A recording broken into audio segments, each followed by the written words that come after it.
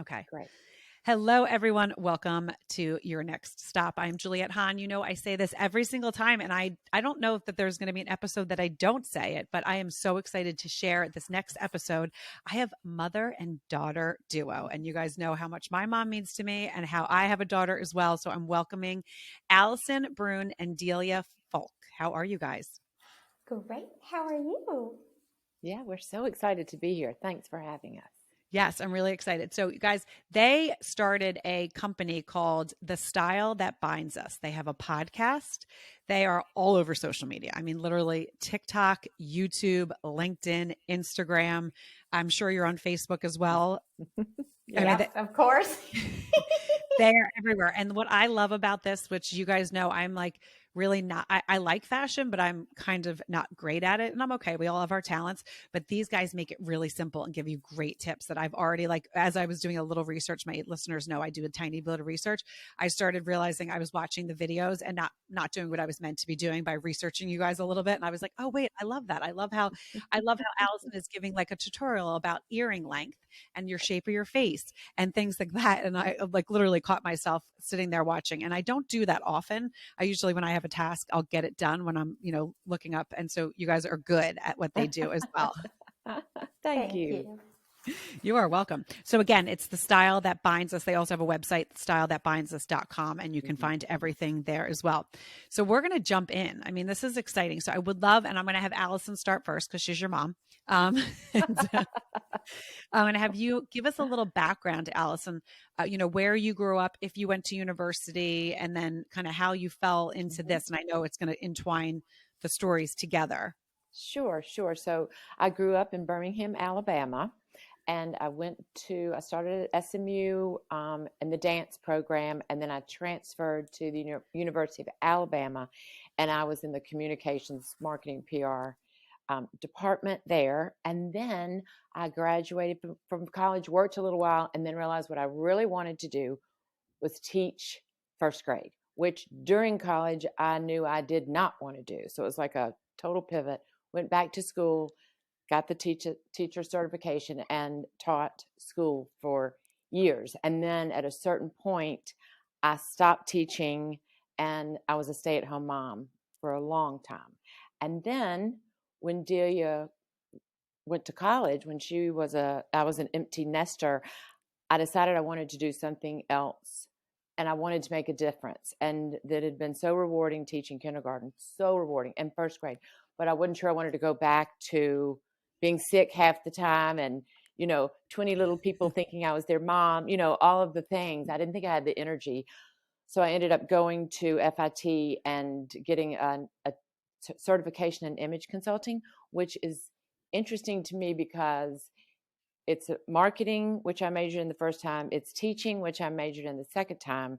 And then it's also doing something for other people, which has been a lifelong, mission for me, all wrapped in one. And it would, when I was younger, if someone said, oh, you're going to be an image consultant and help other women figure out how to dress to put their best foot forward, I would be like, what?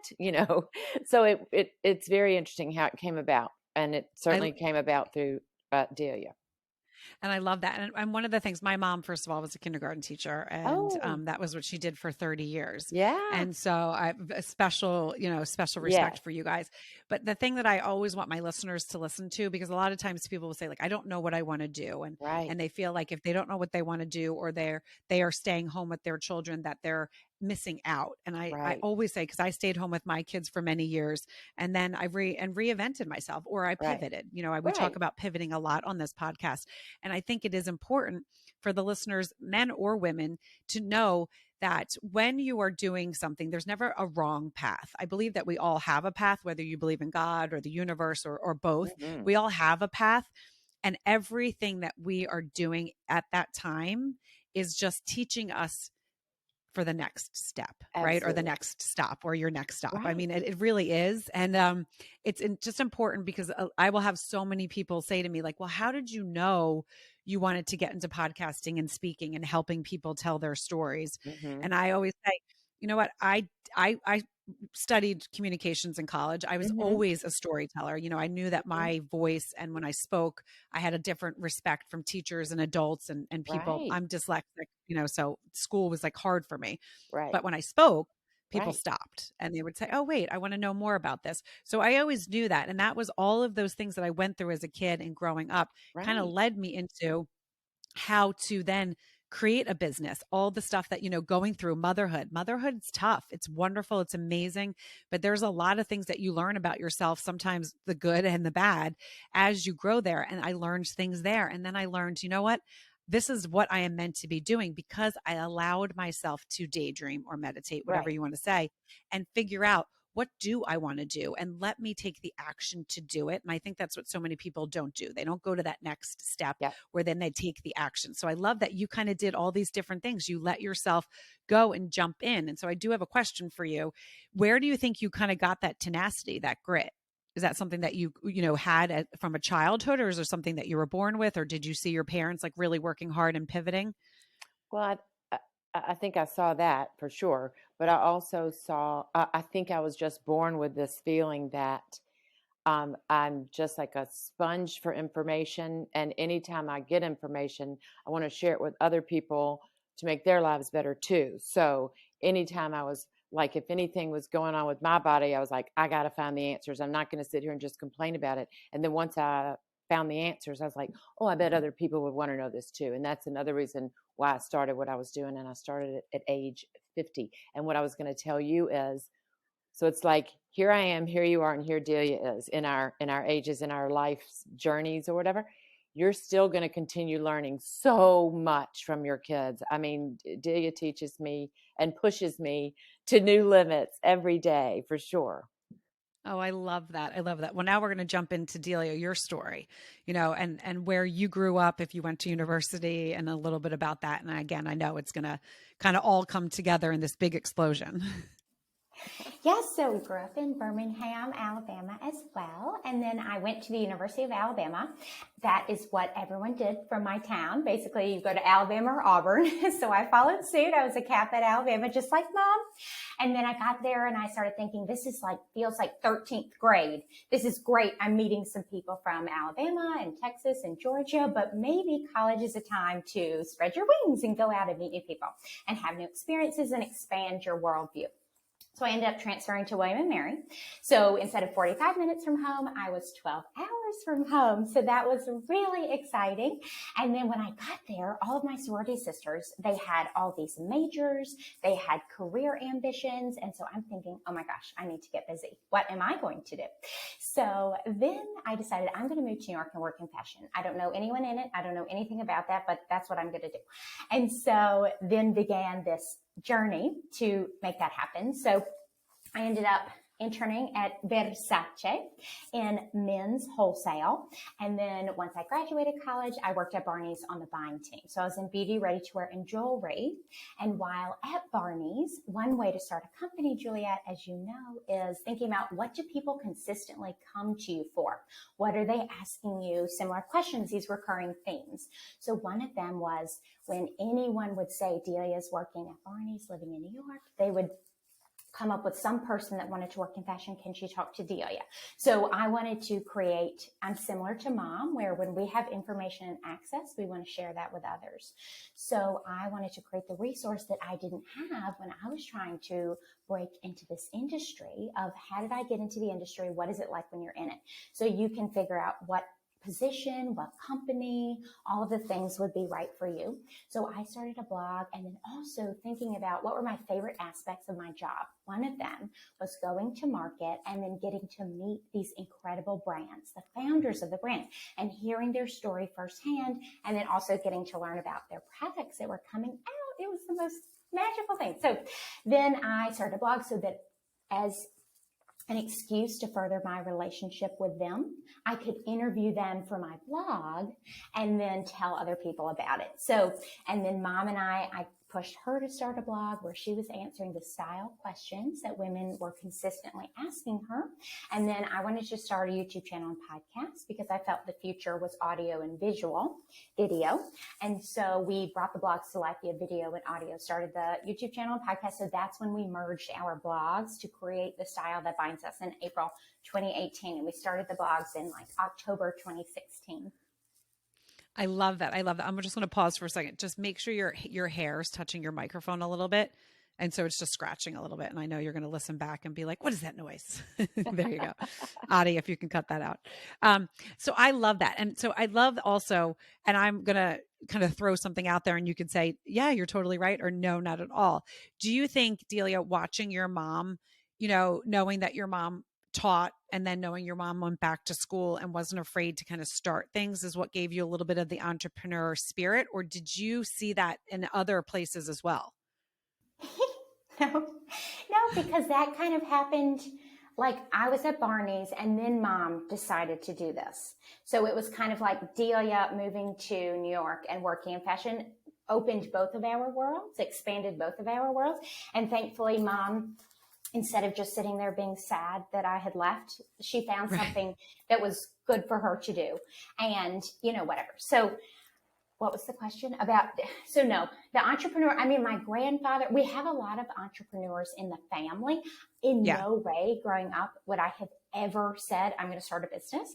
So that just happened. So I guess it was inside of both of us maybe, but it definitely wasn't mom because it was, I think, me kind of inspired mom to start her stuff. Yeah. So, and because I do ask this a lot on the podcast, it's because it fascinates me about people that do become entrepreneurs. And a lot of times, I mean, I don't think I've ever had anyone, I think there was one person that literally there was they were like, no, I have no idea. And they really kind of fell into it. But there is a personality, in my opinion, that really are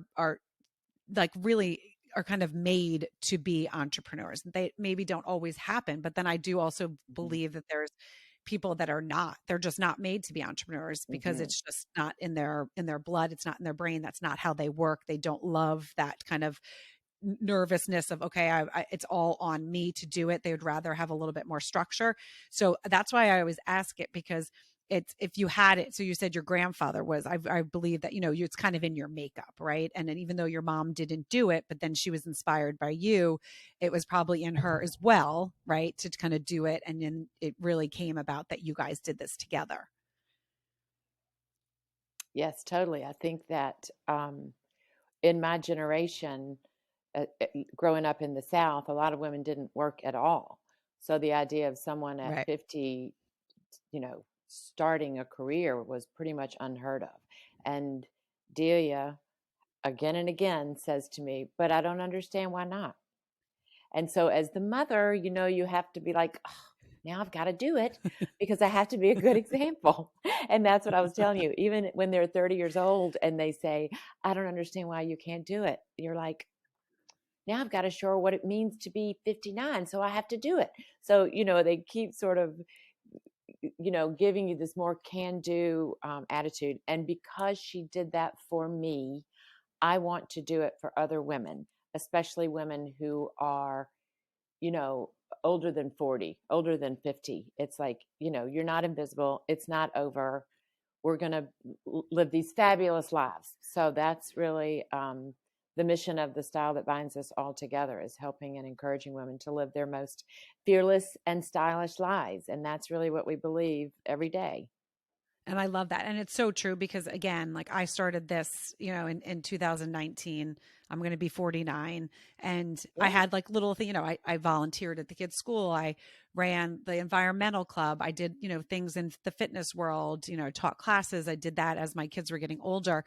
And I was in the corporate world before I had kids, but I knew I always wanted to stay home. And this is something that I think you guys can kind of relate to. I remember my mom did go back to work at some point when we were young. She taught, but she was able to teach. But when I was little, she was really home. And so my sister and I had kids at the same time, but my sister lives in Charlotte, North Carolina. We literally had our first a week apart, and she's 2 years younger than me. And she was in corporate real estate and I was in alternative advertising. So I was like traveling crazy. My hours were crazy. I lived in New York City. I lived in New York City for many years. And I remember it was time for me to kind of go back. I, had the baby and I was like, okay, I'm going to go back. I remember my oldest is named Montgomery, not named after anything Alabama. We just love the name. So I was sitting there with him, and I was talking to my sister and I was just crying. And I was like, okay, I talked to the nanny and I don't know how I'm going to do this. Like, I just want to stay home with him, but maybe it's the blues. And my mom always said when they're little, it's okay to go back because when they're a little older is an important time to stay home. But when they're really little, and I was like, okay, I can do this. I can do this. My husband's like, I will support you any way that you want. I'm happy either way. And I was fortunate enough that he, was fine. We were financially secure. So I did not have to go back to work. And my sister said to me, because she only had to go back 1 day a week and I would have had to go back. I probably could have gone back 3. I probably could have worked it out, but it would have been like crazy hours. She said, well, what's going to make you the best mom and wife? And I didn't even hesitate. I said, oh, staying home. And she goes, well, what are you doing? And I was like, well, it's the time, my oldest is 17. So it was the time where women could do it all, right? We could do it all. We could have that big career. We could raise a family. And I don't believe that you can do it all. And I think that was such a bad message because I said to her, I was like, I'm going to be like 50, 60% mom, which is going to make me sad. To be like whatever the next percentage work. And then poor Dan is really going to be kind of left for nothing. And that's not fair. And she said, well, why are you even thinking about it? And I said, because isn't that what we're supposed to? And when I tell you, I was a very, I still am. I'm a super confident person. I know who I am. I never hesitated or did anything. But when I first had a baby, I remember being like, oh, I don't know what this feeling is. And it was like insecurity because I was like, okay, this little person it's not as easy as I thought. I babysat my whole life. I thought, and I always wanted to have kids. Like it was going to be Kate because I was like good with kids. And it was just the hormones and everything. And I just remember being like, I don't like this feeling. I don't like this feeling at all. And I did choose to stay home. And I was like, how would I ever leave? And I know my best friend, she was like, oh, I have to go. I have to have someone else raise in the beginning. She's like, because I will be a better mom and wife if I'm not there all the time. And I said, and so it was very interesting. And she lived in the city and I would like hang out with her nanny. You know what I mean? And it was like, it was fine. And it was fun. And there was no judging it either. And I think that's what's so important to do what's best for you as a person and not what society feels or says. So going back and then doing something, following your dreams like you did at 50 is so cool because some people can start, but you still have a whole another, that's like midlife, right? You have a whole nother chapter. Right. And also I think exactly what you said, it is so important to think things through because that's why I made the decision to stay at home too, was I had 15 kids at school that thought I was their mom. Delia was 5. She needed her mom. I had just remarried and had 2 stepchildren and a new husband, and I wasn't doing my best at any of them. Something had to give, and I didn't want to, get rid of the others. So I retired from teaching, so that I could dedicate myself more to that. So yeah, there's no shame in any of that. And maybe the lesson there is, and I never would have thought then, it's okay, I'm going to stay at home for, 18 years and then I'm going to start a company. I would have never thought that was going to happen. So just plan to be amazed at your life as it unfolds. And there'll be bad times, but there'll be some amazing ones too. Right. And Delia, that has to be just like fun for you to watch your mom, reinvent herself, if you want to say, but also because you were, pushing her, excited to do that. Can you take us through that a little bit? Like, was it an easy, like, yes, I convinced mom, or did you have to do a lot of that? Oh my gosh, so much convincing. It takes years. I'll plant a little seed. And then 5 years later, then she says, oh, I think I'm going to do whatever. I'm like, okay, let's pretend that you came up with this because I told you to do this 5 years ago. But if you want to act like you just came up with this and you're ready to do it, I'm so happy for that. But anyway, yes. I'm so happy to watch her blossom and have this, not second chance of life, but like have all of these changes and really hopefully create a life kind of. During COVID, I was like, okay, we're taking inventory. How did we like our lives pre-COVID? What do we want to change? And I was like, I literally loved my life. I was like high on life before COVID. I love my life so much. And so I said, Mom, I want to make sure that you are living a life that you love as well. So, yes. Yeah, that's so awesome. Now, when did so I want to know like what so I lived in New York City for a long time. It's one of my favorite places on earth. I mean, it's just and I live now just an hour and a half away. I live at the beach in New York. But Great. where like what is your favorite part of living in New York City, especially coming from the South? And I'm going to ask both of you that. Whoever wants to go can go first. You want me? Okay, let's see. Well, I moved here exactly 1 year and 2 weeks ago, full time. Wow, So I've only okay. been living here for, that's another thing. I moved to New York City at 59. So I got a divorce and then had always lived in Alabama and moved up here. And we, were able to work together full time. I mean, we don't live together, but we live in different parts of the city. But we were able, I mean, our business has grown, threefold just in a year, actually having more time up here. So my favorite thing about it is the fact that I live here. I mean, I love the city. I've loved it my whole entire life. I've come back and forth. I have family here. And to finally walk out, I mean, every night when I go to sleep, I say, good night, New York. And every morning I'm like, good morning, New York. It's such an amazing thing. I live near Central Park. I mean, the ballet, the opera, there's too many wonderful things about it. There really is. I've never lived in a place that I was so inspired by. I mean, I'm not saying anything negative about Birmingham, Alabama, but New York is New York. New York is, I mean, it's a unique place. Yeah, Yeah. unique. I mean, they're the energy, I always would say, and I'm like either a city person or a beach person. I'm not in Mhm. between. I'm either Mhm. like, okay, near the water or I go. And the second I get Right. back to the city, it's like I didn't skip a beat. I mean, my Right. energy is New York City. I was never overwhelmed there. Even when I remember Same. my first job interview, I actually got a job before I graduated because I knew that's where I wanted to be. Mhm. And I remember going on the subway and going completely the wrong way. And my friends being like, not knowing where I was, this was like, Right. early cell phones, but I remember Yeah. getting out and, I was not in a really nice area. And I got Right. out in like my suit and like, bright Here eyed. I am. And someone came up and was like, you should not be in this neighborhood. You're going to get back on. And I was like, oh, wait, I'm looking for, and they're like, you went on the wrong way in the subway. And I was like, oh, Wow. oh, okay. They're like, get back Right. on and go down. And this was when, obviously New York also was really, really safe. And I just remember getting back on, and I was like, probably on the subway for like 45 minutes. I mean, like I really was like, okay, I have no I idea. can I And understand that feeling. yeah. And it, to that day, I remember, oh, I need to pay attention and I need to like literally know what I'm doing. And it really is. We were there. So I had all three of my kids in New York. I was there probably for over 10 years. Love, love, love, love it. Now, Delia, so how long have you been in the city and what is your 8 favorite? years.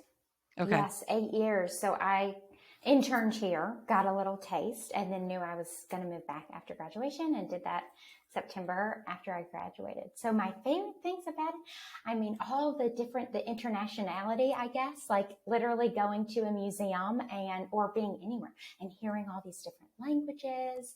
And I mean, you can literally be like, oh, I want to go to Mexico, or, oh, I want to go to Spain. And like, you just go to a restaurant and you're like you're kind of put in that city, and Mm-hmm. just all the different.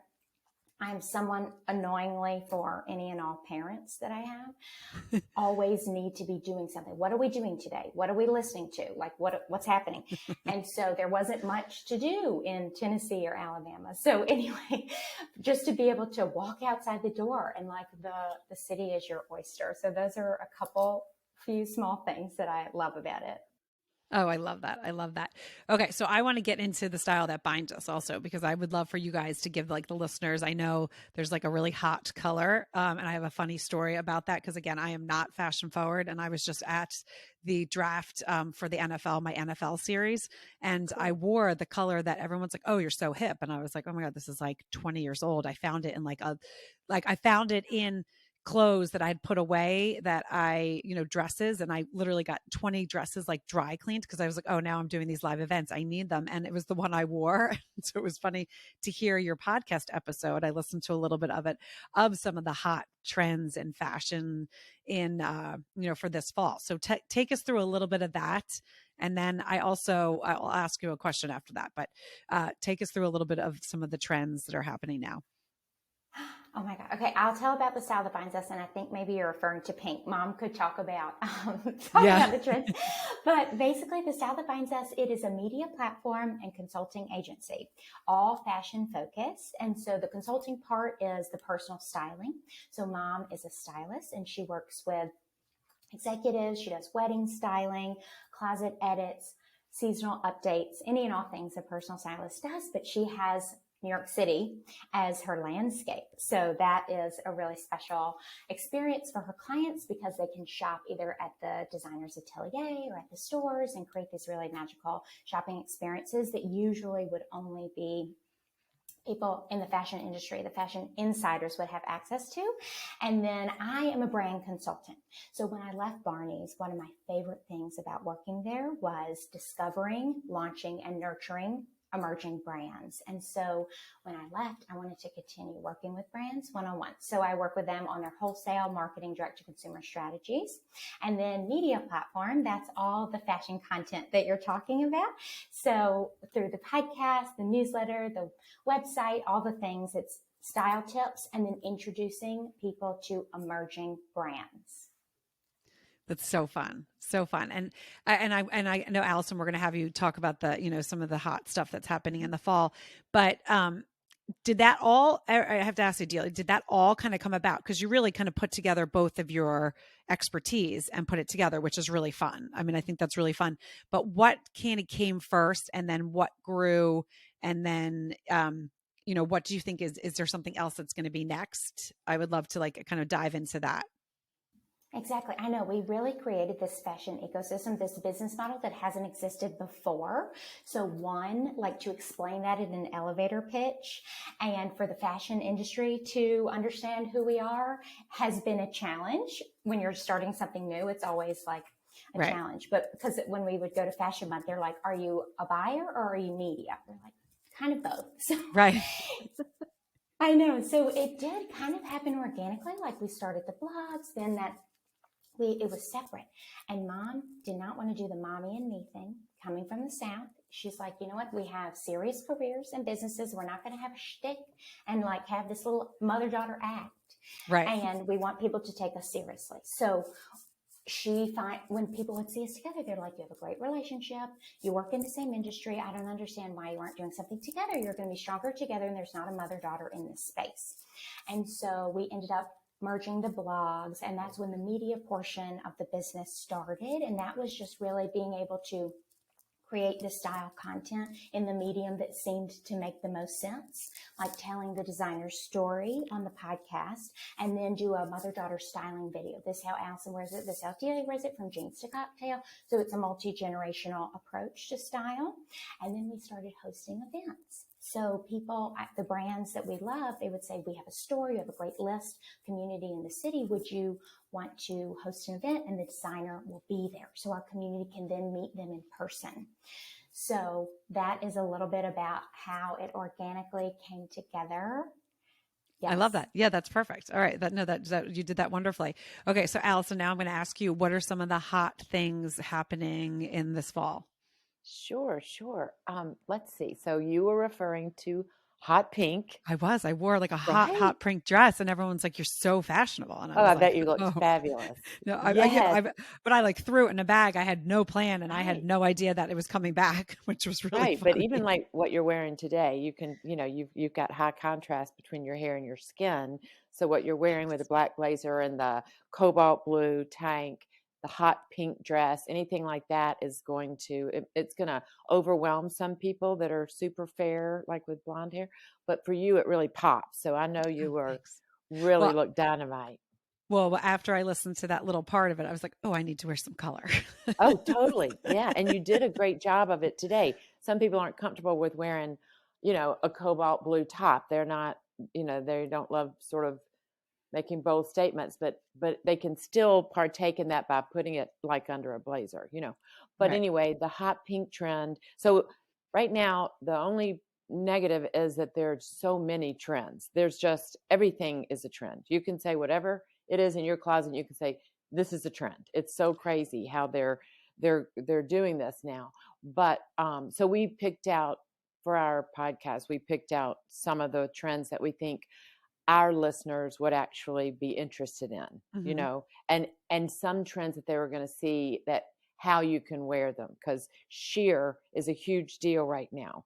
But obviously, even in Bridal Fashion Week, they had sheer gowns with all this beading, but they would say, we can make a slip to go underneath it, and I was thinking, well, who would not wear the slip Right. underneath it as a bride? But anyway, Right. right, there's so many, different things like that. There's all these cutouts and, very sexy clothes and very high slits and everything. And that's not something that most, a lot of women aren't comfortable with that. Some are. But anyway, so the hot pink trend, one thing that's great about it is it looks good on almost everybody, even if you are fair, blonde, if you have dark, if you have black hair, if you have brown hair, red hair can actually work with redheads too. So it's an interesting color. It brings pops and glow to most people's faces. So it's a great color choice. It's obviously coming out of 2021 and 2022, and looking back, this is a very joyful color, and it is, Right. celebrating life, and also the Barbie movies coming out. So this is a part of Barbie core that some people have named this trend. And also Pier Paolo, the man that is the designer for Valentino. Valentino has been traditionally the Valentino red. So now he's added in this hot pink. And so that's a part of the trend too. Um, and and then breast cancer month too. So you're seeing a lot of hot pink in October that has always been shown in October. So there are a lot of reasons why it's a big trend right now, and it's super fun to wear. Metallics, especially silver, like lots of silver shoes, Mm. um, silver boots. And that's a really fun way, imagine you're in all black and then you wear a little silver bootie. All of a sudden, it's like, oh, she's so chic, and it's just that one little thing. So I think that's a really fun trend. I think that preppy is in, which people of a certain age would be like, I never knew it went out, because that's the way I've always dressed. Right. But that's kind of fun. Streetwear is having a preppy moment, which is very interesting to me. And like the guy that was the design director for Supreme is now the men's designer for J. Crew. Oh, So oh, he's that's bringing interesting. in, yeah, it's going to be a really cool, you know, uh, melding of styles. I can't wait to see what that's going to look like. And so nostalgia is a big trend that goes along with the preppy. Um, and what else, Delia? What were some of our favorites that I'm leaving out? I mean, we could literally talk about trends for 3 hours. I There's truly know. so I know. And many. I guess the main advice for that is, if you see one that you like, dip your toe into it, but don't invest a lot of money in something. However, I will say this: chocolate brown is also having a moment this I season, saw that. Yeah. and usually it's hard to find. For some reason, it is not.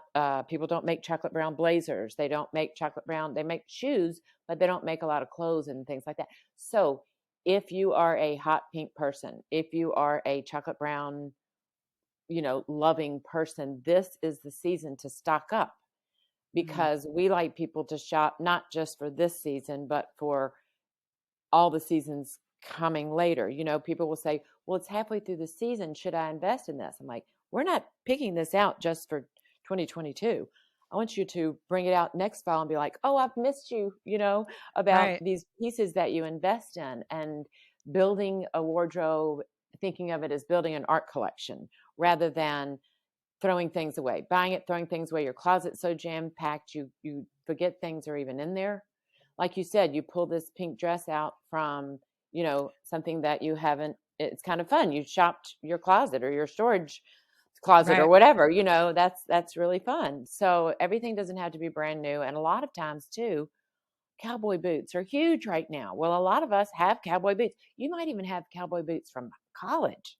You Right. know, I have cowboy boots from when I was pregnant with Delia. we went skiing and I couldn't ski. So my husband bought me a beautiful pair of cowboy boots, and I've taken good care of them, and I still have them. They're in my closet right now. So, those are all, we love trends, but we're not trend driven by any means. And we warn people about that, because there very much might be a trend that does not work for you. So do not do it. Right. And I love, because that is, if you go to any of your pages, that is like comes across, because I am very simple. I mean, I am not like a hot pink person. I probably tend to be more red, or I Right. definitely am more black, and, and I'll throw, even though I love like color. I mean, color is so me. I Yeah. love color. Even like in my house, when everything was white and gray, I would be like, no, I'm having an orange bathroom or this. Right. And I'm not like, I mean, my listeners and my friends are listening to this. They're like, oh my God, I am literally like the worst. Like, I'm like, well, no, I don't care what it said out there. If that color makes Right. me happy, I have a bright teal door and I will keep that forever. And I don't care if Wonderful. that goes out, because that is like, I love color. It makes me happy. Yes.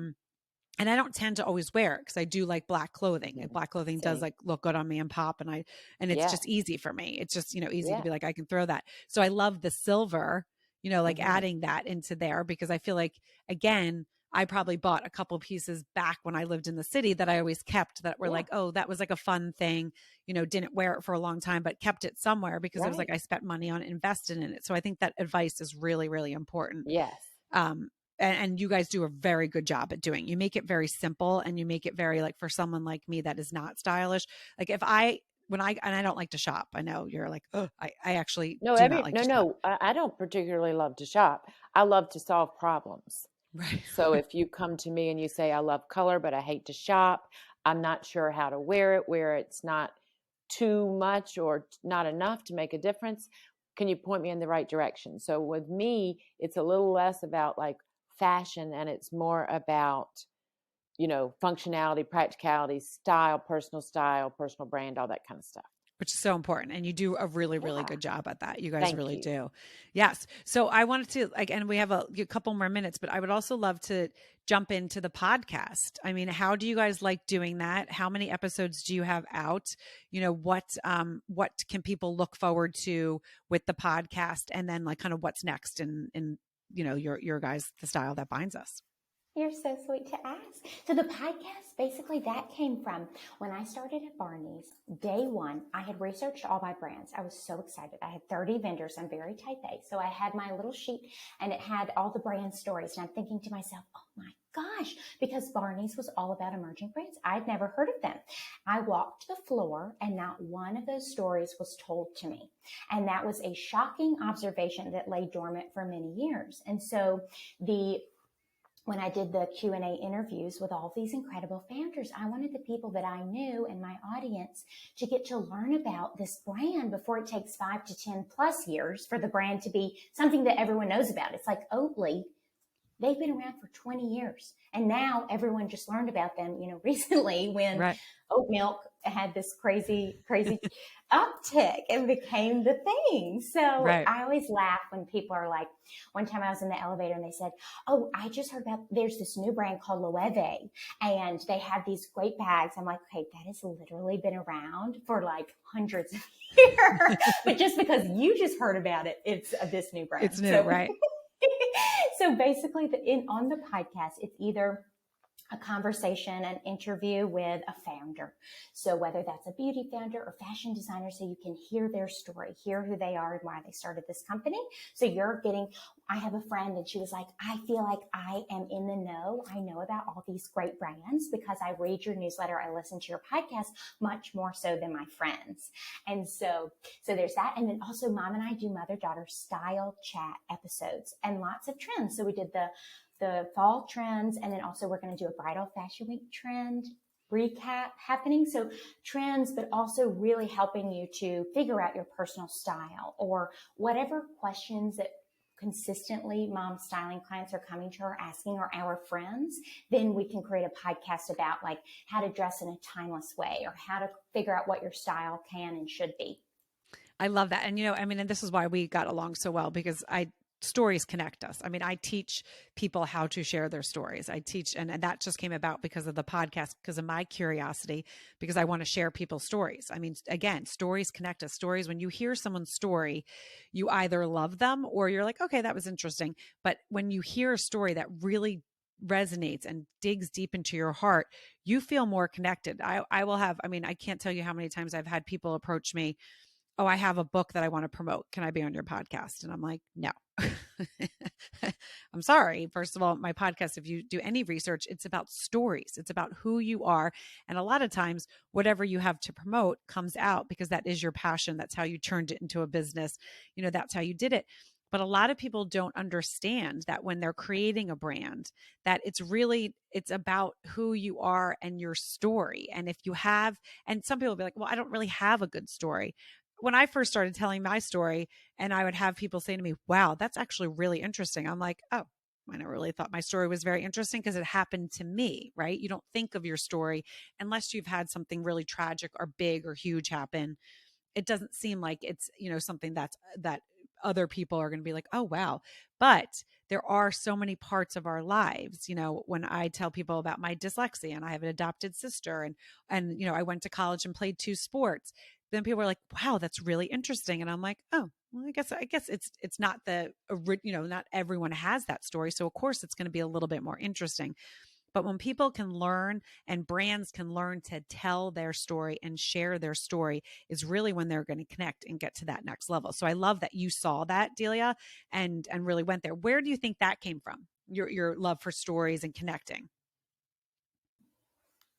Oh my gosh. Baby, do you know? Oh, you're muted. Alison, you're muted. Yes. She's just like me. We are so thirsty for knowledge, just constant knowledge.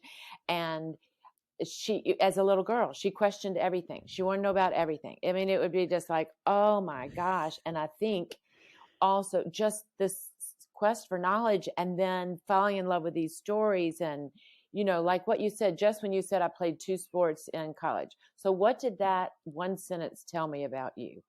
That explained who you are. I see your personality now. I understand it. I understand how you're doing these podcasts, how you're helping other people. You're tenacious. You don't give up. You're driven. You're a positive thinker. All of these things from that one sentence. And so that's the same thing with what you put on your body. It's the same thing with telling your story. It tells somebody so much. Just a sentence or two, tells so much, like dyslexia. Okay, well, obviously she went through some hard times. She questioned her intelligence. So what is she doing now? She's helping other people tell their stories and believe in themselves, because she learned to believe in herself despite having something that was somewhat of an disadvantage to her. So yeah, I think the whole thing is really just like stories are what bring us all together and make us more alike than different. And if we could tell more stories, and if people could listen to more stories, they might be kinder to each other. And literally, if you didn't have the accent, that was exactly what I would be saying.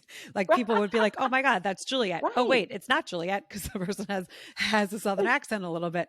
But it is exactly so true, and that's why it's so important for people to be able to share their stories and for others to listen. If we just all shared a little bit more about, and again, right, I just told one sentence, and it showed a little bit into, and you nailed it on the head because you're curious. Absolutely. And you connect and you listen. And so it's awesome. So I love that. And I have to say, I always laugh. My kids, and especially my oldest, we would call him the why kid, because everything was like, well, why? And, people are like, oh, well, all kids say why. I mean, he wanted to know, he was so thirsty for knowledge and so curious. When we lived in the city, I would have to read every street sign. And funny enough, he's actually my dyslexic son. It runs in my family, my dad and my sister. Yeah, sure. And so of course we didn't know this. And I was like, wow, he's really obsessed with words. And I really don't like to read. And I'm having to read everything. This kid's killing me, That's hysterical. But it was because he was trying to process it. And he wasn't processing it. He was probably processing it different. Obviously, my other 2 are not dyslexic. And so it was really interesting to go back and think about it. And he is Right. curious like I was, because we think and learn a little different. So it was like, well, wait, what is going Sure. on there? I want to know why. Anytime we had anyone come over to fix anything in the house, he'd be right there. When the plumber would come out, wow, I think maybe he's Right. going to be a plumber. He asked a lot of questions. Right. So like, Right. Right. I don't, Right. you know, whatever he's going to be, I have no idea. But no, it's because he's curious, and more Right. people need to be curious. Right. I don't know if that's something you're just born with. Delia would say, we'd be driving along, and she's like, why are pigs pink? And then actually, why are pigs pigs? I'm just like, oh my God. So I used to say, we'll ask Granddaddy because, he's like a scientist, he's a doctor. So a lot of the questions I would see if he would help with. A lot of the questions I would say, we're going to ask Danny Webster. And Danny Webster was the dictionary. The Webster Dictionary, Yeah. it was just like exhausting but hilarious. No, It was just it's, constant. yeah. And I'm dying laughing because that's literally, and I remember one time my daughter said to me, Mom, why are we all born? Like, why are we here on earth? And I remember being like, and I Oh, was like really tired. And I was like, right. okay, I got to really think about this one, because this is a great question. And It's I, huge. it's a huge question. I remember just being like, okay, let me think about that for a second, but I'll get a good answer. Cause I always answered my kids' questions, and Sure. I would have friends though that would be like, Jesus, your kids ask so many questions. It's annoying. And I'd be like, no, I love questions. And so my friends would Yeah. actually send their kids, be like, go ask Juliet. She doesn't mind How questions, because funny. I would love to. And if I didn't know, I would ask someone else, or I would Google it. I'd be like, let's Oh, Google sure, it. of That's an course. interesting question, but I'm not Yeah, sure. And I think that's important. I think a lot of people I do shut down too. questions, because it No, is, no, no, no. it does hurt your brain. I mean, she used to ask me math questions, and I'm terrible in math. She Yeah, would literally ask me math questions while I was driving, trying to like follow directions. And I'd be like, oh, honey, you just got right. you got to give me a moment. I cannot do that math Right. question in my head, but that's a great question, and we'll figure it out when we get to where we're going. Yeah. And maybe the people that aren't curious started out curious, but they were shut down at home, and their little spirit was kind of tamped It could down. be. It could be. And that obviously shows so much your teaching spirit and who Right. you are. Oh, And absolutely. right. And my listeners know my story. Even though my mom was a teacher and a lot of family members were teachers, I Hmm. did not always love teachers, because they always would tell me, because I would speak like Oh, this, and they would be like, oh, you're not sure. trying hard enough. You're not focused. And I'd be like, oh my Right. God, I'm trying. I am Right. I focused. know. But they didn't understand that I just They did actually not. couldn't do it. Yeah. So it That's was, right. I did not want to be a teacher, because I was like, ooh, a little Right. frustrated Right. with that. Exactly. That makes sense too. Right. Oh my gosh. So Delia, I mean, I love it. So your mom answered those questions for you. She, filled you with, Right. knowledge. And so you were able to kind of just be like, okay, I know I can go and do this. I really have the knowledge to do it. And so I think it's exciting that you guys are working together. I'm going to ask you the last question. Like, what's your favorite thing, both of you, about working together? I'll answer it first. So, what I was also going to say about her is maybe two, but most definitely by the age of three, everything I tried to help her with, she would tell me, I can do it by myself. Everything. So I I'd be love like, it. fine, go to school with the shoes on the wrong feet. I'm tired of dealing with this. She said she knew how to do everything. And then when she finally would have to come back, go, actually, I don't know how to play the piano, you know. But anyway, so that has been her spirit her whole life. I love it. She can take on the world, right? So one of my favorite things about working with her is that it is exhausting sometimes, but she does push me out of the box and Mm. challenges me to do other things. And she believes in me. And that has been wonderful. Plus, most kids grow up and then maybe some people only get to see their kids a couple of times a year. And, I, we get to be together all the time. And when we travel together and things, it's so natural, and we can give each other opinions about things that maybe we wouldn't feel comfortable saying that to someone who's a co-founder that wasn't in, the family. And just watching her, she amazes me. The only thing that is challenging to me is sort of, I know one day I'll be the child and she'll be the mom kind of thing, when we're old. But that has happened to me a lot already because of working with her, because of technology. Right. So many times, she has the answers and she has to talk to me. Mom, open your phone. And I'm like, duh, do not talk slowly like that to me. I'm an intelligent woman. I'm not ancient. But so those are the challenges, I think. But there's nothing like it. I mean, I really take it for granted sometimes. And when you stop and think about it, it is remarkable that we're building a business together. I love it. And helping other people and getting to do something that we're passionate about. Totally. Oh my God, I love it. I love it. Okay, Delia, you. I mean, the same, Juliet, this entrepreneurial journey is insane. And there are so many ups and downs. And so it's really cool to start something and see it grow together and both be working on it together. And when she's having an off day, I'm usually really excited and happy. And the opposite, which is really good, because if we were both at the same time, then that could be a real challenge, because you need somebody to pull you up out of the, like, it's okay, we can do this, everything's going to be fine. Oh my gosh, I love that. Well, I could talk to you guys for hours. I mean, I really, really could. This is fascinating. I love just the interworks, and I love how excited you guys are to be working together. I think it's just such a beautiful thing. But I'm going to say goodbye to Alison and Delia, and thank you again. The Style That Binds Us, guys, thestylethatbindsus.com, on Instagram, podcast, YouTube, LinkedIn. You can find them by their names, but you can also find The Style That Binds Us. And just keep doing what you guys are doing. I'm excited that we connected, and I'm excited to see your journey and for us to work together, again. Absolutely. That sounds great, Juliet. Thanks so much. Yes, thank you. So you guys, you know what to do. Like, rate, and review this episode. And you might listen to this and be like, oh, that's so cool. But you don't know there's someone in your life that actually needs to hear this episode. They need to hear this episode because maybe they're meant to work with someone in their family. Maybe they need a little push to do something. Maybe they're stuck in life. Maybe they're midlife and they think that there's nothing else out there for them. There's so many things in this episode that are going to help someone. So again, I want you to be sharing this with 5 or 6 of your friends and tell them to do the same. We will see you guys with another episode of Your Next Stop, or Your Next Stop Live, or YNS Live soon. And thank you again for joining. Bye. Okay. That's so great. Thanks.